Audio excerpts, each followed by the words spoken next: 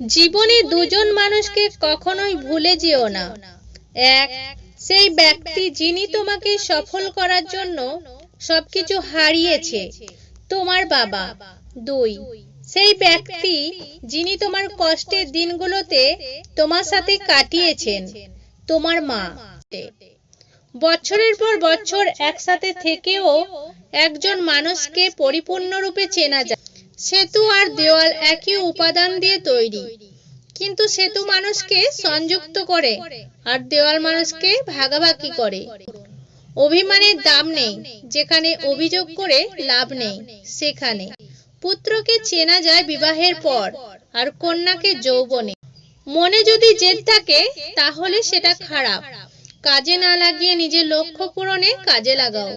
যে সম্পর্ক অন্যর কথায় নষ্ট হয়ে যায় তা কখনো সম্পর্ক ছিল না। সেটা প্রেম হোক